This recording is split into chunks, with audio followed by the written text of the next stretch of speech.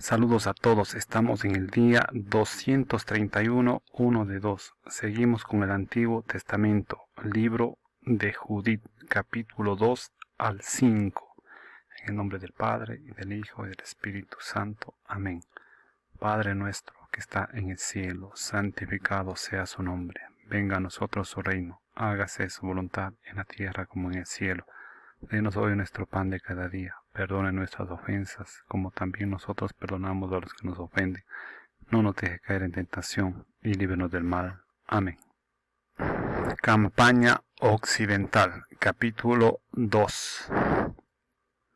El año 18, el día 22 del primer mes, se celebró consejo en el palacio de Nabucodonosor, rey de Asiria, para concretar la venganza que había de tomarse contra toda aquella tierra, tal como la había anunciado. Convocó a todos sus ministros y a todos sus magnates y expuso ante ellos su secreto designio, diciendo personalmente la total desgracia de aquella tierra, y ellos sentenciaron que debía ser destruida toda persona que no hubiera secundado su invitación.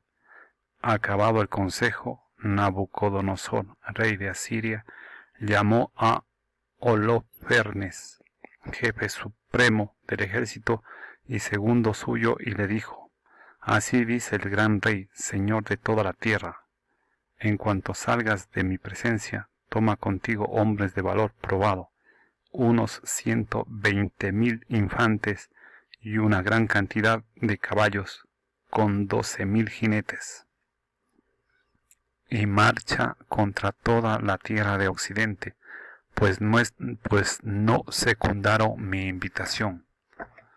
Ordénales que pongan a tu disposición tierra y agua, porque partiré airado contra ellos, y cubriré toda la superficie de la tierra con los pies de mis soldados, a los que entregaré el país como botín. Sus heridos llenarán sus barrancos, sus ríos y torrentes, repletos todos de cadáveres, se desbordarán, y los deportaré hasta los confines de la tierra. Parte pues y comienza por apoderarte de su territorio. Si se rinden a ti, resérvamelos para el día de su venganza, pero no perdones a los rebeldes. Entrégalos a la muerte y al saqueo en todo el país conquistado. Juro por mi vida y por el poderío de mi reino que, tal como le he dicho, lo cumpliré por mi propia mano. Por tu parte, no omitas ni una sola de las órdenes de tu Señor, las cumplirás estrictamente, sin tardanza, tal como te lo he mandado. Holofernes, una vez que salió de la presencia de su Señor, convocó a todos los príncipes, jefes y capitanes del ejército asirio, y eligió a los hombres más selectos para la guerra, como la había ordenado su Señor, unos 120,000 hombres, más 12,000 arqueros a caballo, y los puso en orden de combate, como se ordena una multitud para la batalla. Tomó una gran cantidad de camellos, burros y mulas para el bagaje, e incontable número de ovejas, bueyes y cabras para el habituallamiento, provisiones abundantes para cada hombre y muchísimo oro y plata de la casa real. Holofernes se puso después en camino con todo su ejército, precediendo al rey Nabucodonosor, y cubrió todo el territorio de Occidente con sus carros, sus caballos y sus mejores infantes. Se les agregó una multitud tan numerosa como la langosta y como la arena de la tierra. Se los seguía en tan gran número que no se podía calcular. Etapas del ejército de Holofernes. Se alejaron de Nínive 3 jornadas de camino hasta la llanura de Bectiles, y acamparon junto a Bectiles, cerca del monte que está a la izquierda de la ciudad superior, junto con todo su ejército, infantes, jinetes y carros. Partió de allí hacia la montaña, desbarató a Put y Lud, devastó a todos los hijos de Rasis y a los hijos de Ismael que habitan al borde del desierto, al sur del Gereón, atravesó el Éufrates, recorrió Mesopotamia, arrasó todas las ciudades altas que dominan el torrente Abrona y llegó hasta el mar. Se apoderó del territorio de Sicilia y derrotando a cuantos se le oponían, alcanzó la frontera de Jafet por el sur, frente a Arabia. Cercó a todos los madianitas, incendió sus tiendas y saqueó sus aduares. Descendió así a la llanura del Damasco, al tiempo de la siega del trigo. Incendió todos sus cultivos, exterminó sus rebaños de ovejas y bueyes, saqueó sus ciudades, devastó sus campos y pasó a cuchillo a todos sus jóvenes. Su presencia llenó de temor y espanto a todos los habitantes del litoral, los de Sidón y Tiro, los habitantes de Sur y Oquina, los de Yamnia, Asdod y Ascalón temblaron ante él. Capítulo 3. Entonces le enviaron mensajeros para decirle en son de paz: nosotros, siervos del gran rey Nabucodonosor, nos postramos ante ti. Trátanos como mejor te parezca. Nuestras granjas y todo nuestro territorio, nuestros campos de trigo, los rebaños de ovejas y bueyes, todas las majadas de nuestros campamentos están a tu disposición. Haz con ellos lo que quieras. También nuestras ciudades y los que la habitan son siervos tuyos. Ven, dirígete a ellas y haz lo que te parezca bien. Los enviados se presentaron ante Holofernes y le comunicaron estas palabras. Entonces él bajó con todo su ejército al litoral, puso guarniciones en las ciudades altas y les tomó los mejores hombres en calidad de tropas auxiliares. Los habitantes de las ciudades y todos los de los contornos salieron a recibirlo, con coronas y danzando al son de tambores. Holofernes saqueó sus santuarios y taló sus bosques sagrados, pues había recibido la orden de destruir todas las divinidades del país para que todas las gentes adoraran únicamente a Nabucodonosor y todas las lenguas y todas las tribus lo proclamaran Dios. Llegó después frente a Esdrelón, junto a Dotán, que está ante la gran sierra montañosa de Judea.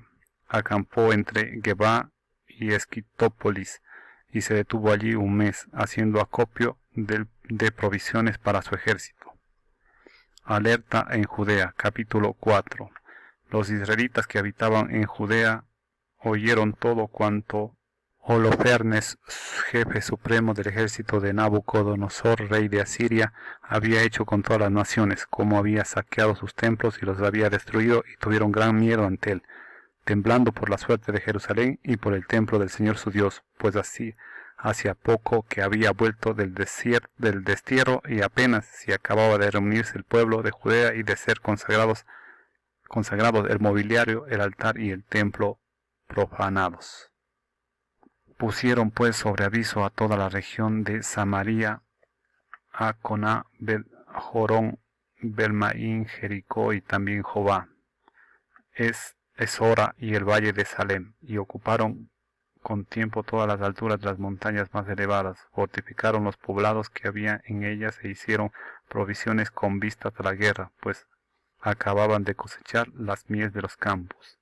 El sumo sacerdote Joaquín, que estaba entonces en Jerusalén, escribió a los habitantes de Betulia y Betomestaín, que está frente a Esdrelón, a la entrada de la llanura cerca de Dotán, ordenándoles que tomaran posesión en las subidas de las montañas que dan acceso a Judea, pues era fácil detener allí a los atacantes por la angostura del paso, que sólo permite avanzar 2 hombres de frente.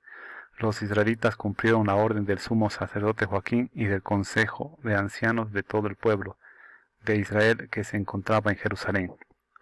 Las grandes rogativas. Todos los hombres de Israel clamaron a Dios con gran fervor y con gran fervor se humillaron. Se ciñeron de saco junto con sus mujeres, sus hijos y sus ganados, los forasteros residentes, los jornaleros y los esclavos. Todos los hombres, mujeres y niños de Israel que habitaban en Jerusalén se postraron ante el templo, cubrieron de ceniza sus cabezas y extendieron las manos ante el Señor. Cubrieron el altar de saco y clamaron insistentemente, todos una al Dios de Israel, para que no entregara a sus hijos al saqueo, sus mujeres al pillaje, las ciudades de su herencia a la destrucción y las cosas santas a la profanación y al ludibrio, para burla de los paganos. El Señor oyó su voz y vio su angustia. El pueblo ayunó largos días en toda Judea y en Jerusalén ante el santuario del Señor omnipotente. El sumo sacerdote Joaquín y todos los que estaban delante del Señor, sacerdotes y ministros del Señor, ceñidos de saco, ofrecían el holocausto perpetuo, las oraciones y las ofrendas voluntarias del pueblo, y con la tiara cubierta de ceniza clamaban al Señor con todas sus fuerzas para que velara benignamente por toda la casa de Israel. Consejo de guerra en el campamento de Holofernes, capítulo 5. Se dio aviso a Holofernes, jefe supremo del ejército asirio, de que los israelitas se habían preparado para la guerra, que habían cerrado los pasos de las montañas, fortificando todas las alturas de los montes elevados y presto también en las llanuras.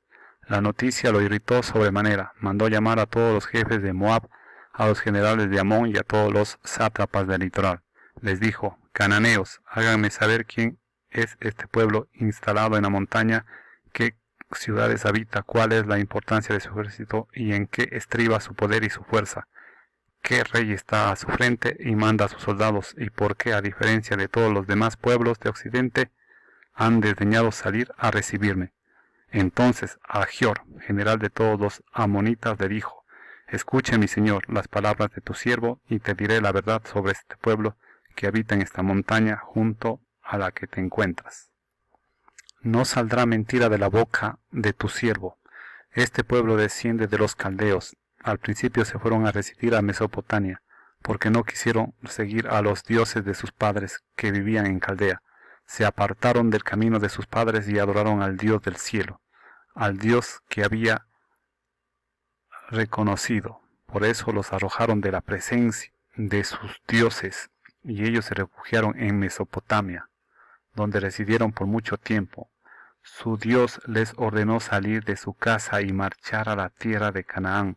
Se establecieron en ella y fueron colmados de oro, de plata y de gran cantidad de ganado. Bajaron después a Egipto porque el hambre se extendió sobre el territorio de Canaán y permanecieron allí mientras tuvieron alimentos.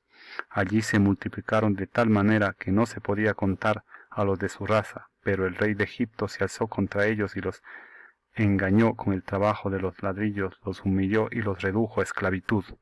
Clamaron a su Dios, que castigó a la tierra de Egipto con plagas incurables. Los egipcios entonces los arrojaron lejos de sí. Dios secó a su paso el mar rojo y los condujo por el camino del Sinaí y Cades Barnea. Arrojaron a todos los moradores del desierto, se establecieron en el país de los amorreos y aniquilaron por la fuerza a todos los hesbonitas.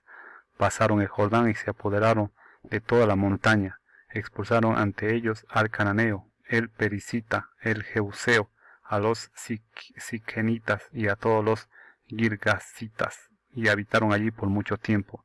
Mientras no pecaron contra su Dios, vivieron en prosperidad, porque está con ellos su Dios está con ellos un Dios que odia la injusticia.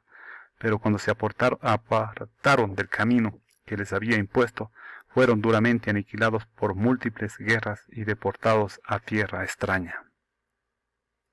El templo de su Dios fue arrasado, y sus ciudades cayeron en poder de sus adversarios. Pero ahora, convertidos ya a su Dios, han vuelto de los diversos lugares en que habían sido dispersados, han tomado posesión de Jerusalén, donde se encuentra su santuario, y se han establecido en la montaña que había quedado desierta.